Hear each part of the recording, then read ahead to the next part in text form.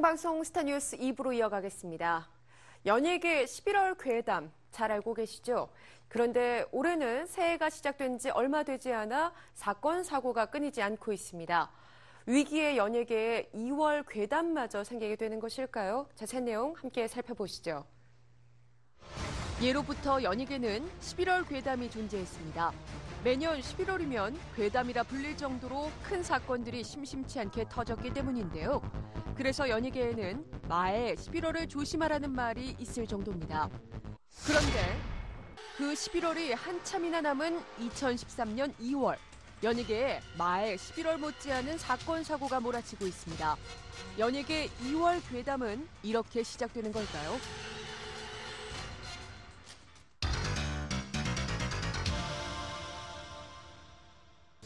먼저 5일에는 박진영이 지난 2011년부터 이어져 온 표절 혐의에 억울함을 드러내며 대법원에 항소했습니다. 아이유가 부른 썸데이를 작곡한 박진영은 작곡가 김신일로부터 저작권 침해 혐의로 피소됐는데요. 이에 박진영은 유사성은 있지만 표절은 하지 않았다며 표절 시비에 대한 억울함을 호소했습니다. 하지만 1, 2심에서 잇따라 패소하면서 지난 5일 대법원에 마지막으로 승부수를 띄웠는데요.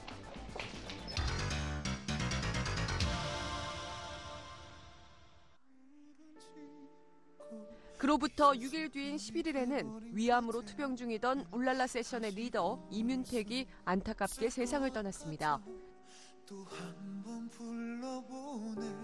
계속되는 건강 악화설에도 불구하고 보란듯이 건재함을 과시했던 이민택.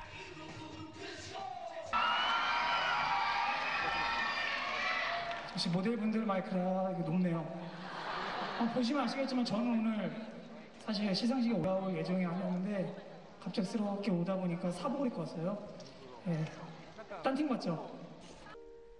이 모습이 고인이 무대에 서는 마지막이 될 거라고는 아무도 예상치 못했는데요.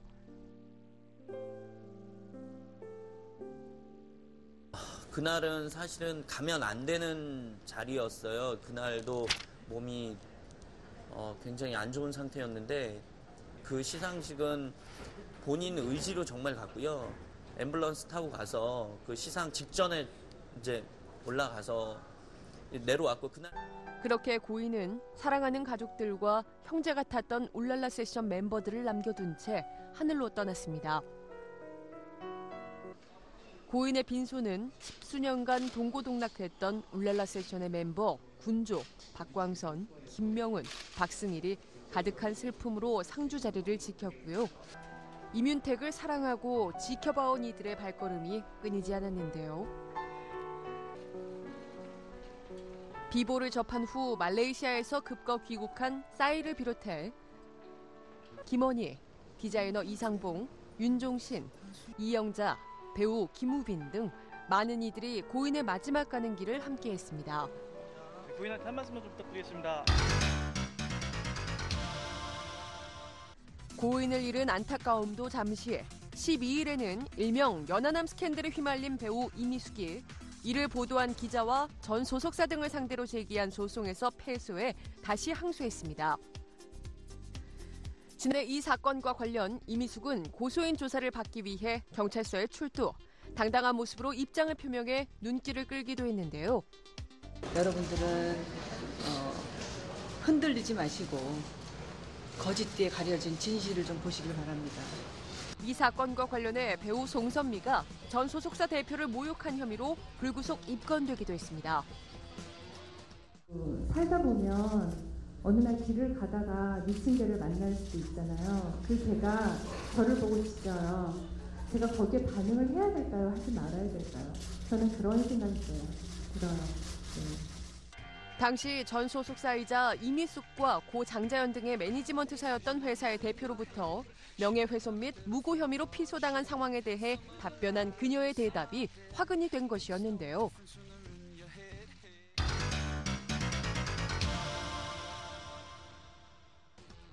이어 13일에는 배우 박시연과 현영이 프로포폴 불법 투약 혐의로 검찰 조사를 받았습니다. 이에 박시연의 소속사 측은 보도자료를 통해 박시연이 영화 촬영 중 허리 부상을 입었고 허리 통증으로 인해 계속해서 치료를 받았다. 약물 치료 과정에서 프로포폴이 사용된 것으로 상습 투약은 전혀 사실이 아니다라고 밝혔고요. 변형의 소속사 측도 즉각 보도자료를 배포해 치료 목적으로 병원에 방문한 것은 사실이지만 임신 사실을 알게 된 후로는 시술과 성형을 목적으로 단 한 번도 병원을 찾은 적이 없다고 혐의를 부인했는데요. 이에 정확한 내용을 알아보고자 박시현 측과 전화 연결을 시도했으나 입장을 들을 수 없었습니다. 저희 집 홍보팀 직원이 외근 중이거든요. 연인들의 마음을 들뜨게 하는 발렌타인데이인 지난 14일에는 미성년자 성추행 혐의 등으로 구속 기소된 고영욱이 첫 공판에 참석했는데요. 네, 흰색 운동화와 그리고 하늘색 수의 차림으로 법정에 나온 그 고영욱 씨는 코를 만지는 등 잠시 긴장한 모습을 보이기도 했는데요. 판사의 일부 질문에 변호사 대신 직접 대답에 나서는 등 적극적이고 진지한 태도로 재판에 임했습니다. 첫 공판에 출석한 고영욱은 강제성은 없었다며 모든 혐의를 부인했는데요. 얼굴을 가린 채 수의를 입고 호송 버스에 오른 모습이 눈길을 끌었습니다. 14일 고영욱이 수의를 입은 채 호송 버스를 타고 떠나는 모습은 마치 앞으로 다가올 사건의 예고편처럼 발렌타인데이의 악몽으로 떠올랐는데요.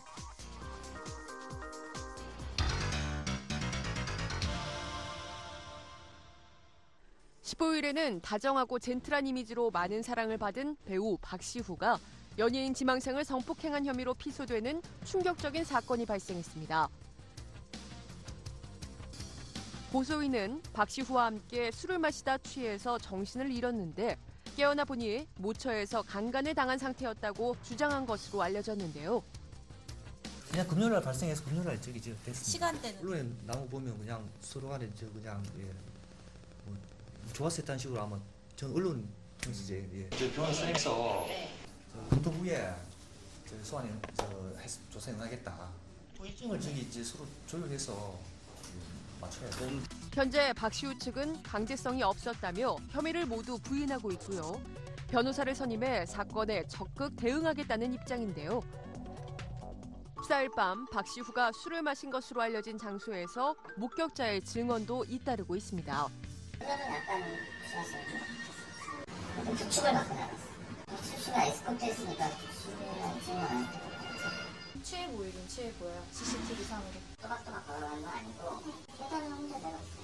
이렇게 자빠지고 그냥 혼자 내려오는데 약간 그때 시야긴 치는데 많이 치는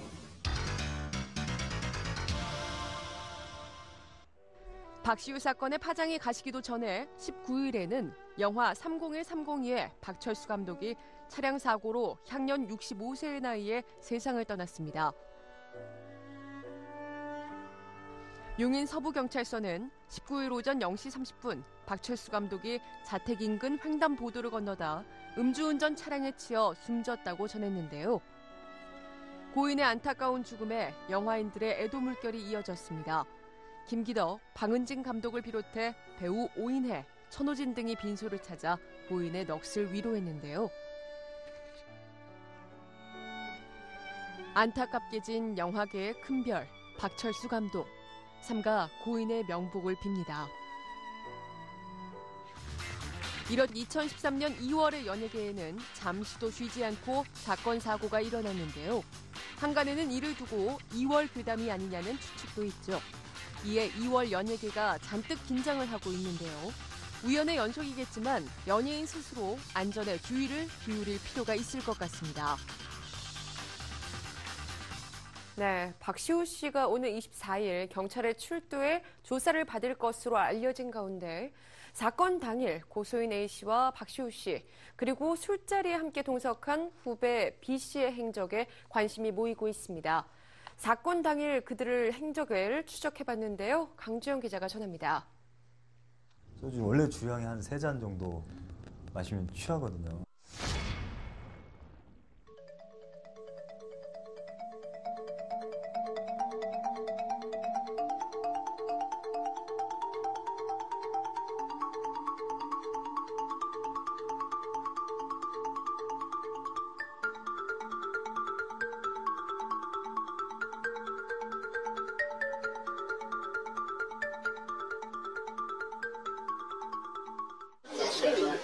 행위 이런 걸 맞는데 깜짝 놀랐어요. 제가 그런 실수 같은 한 사람이 아닌데.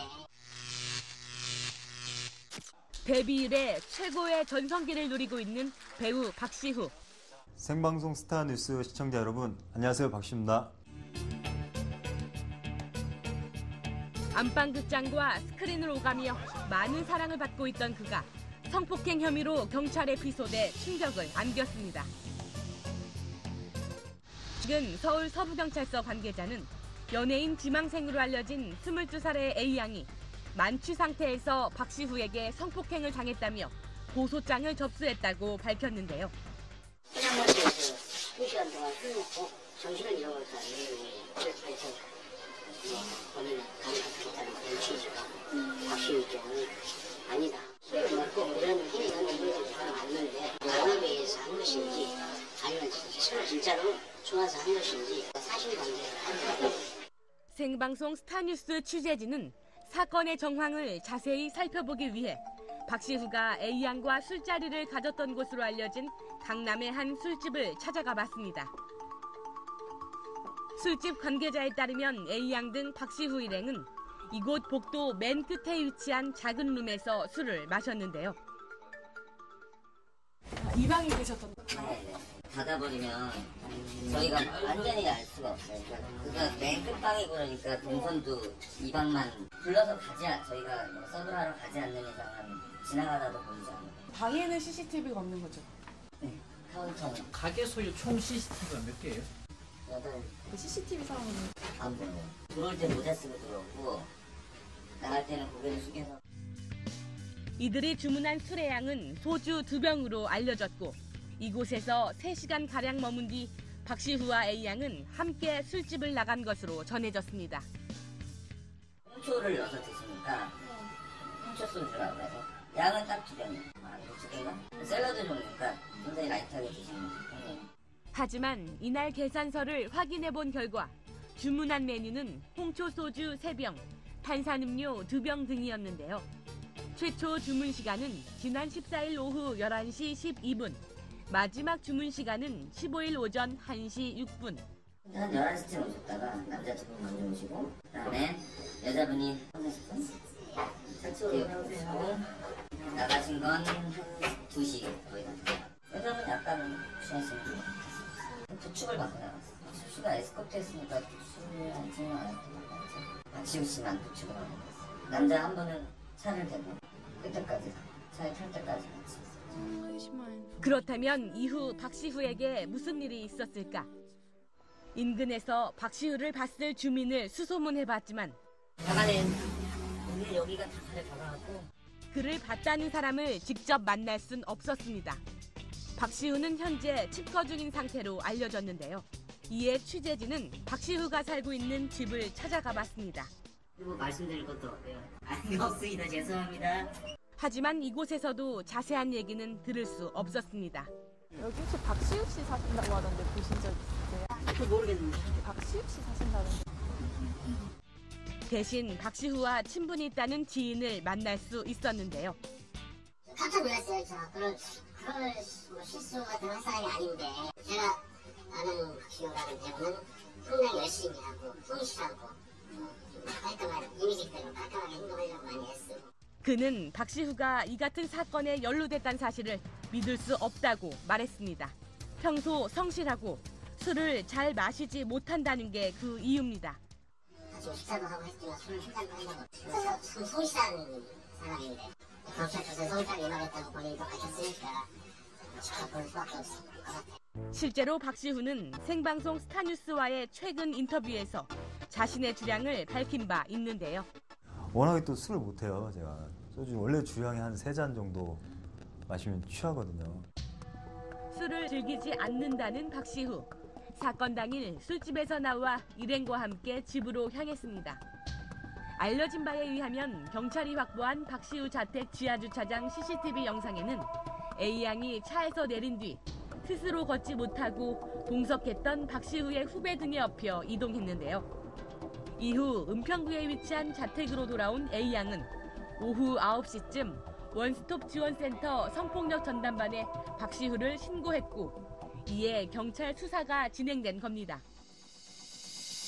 한편 담당 경찰은 박시후에게 오는 24일 오전 출석할 것을 통보했는데요. 여기서 타시는 시간이 1시 45분, 50분 정도. 여기서 박시훈의 집까지 한 10분, 많이 걸려요. 걸어서 15분 걸려요. 네, 걸어서 20분 걸려요. 그 사이에 차에서 완전히 차에서 엎혀 들어갔다 이거는. 사건의 진위 여부를 떠나 박시후의 이미지 실추가 불가피한 가운데 이번 사건이 어떻게 마무리될지 관심이 집중되는 상황. 앞으로 박시후와 고소인 양측의 피해를 최소화할 수 있는 정확하고 신중한 수사가 이루어져야 할 것으로 보입니다. 와이스타 강주영입니다.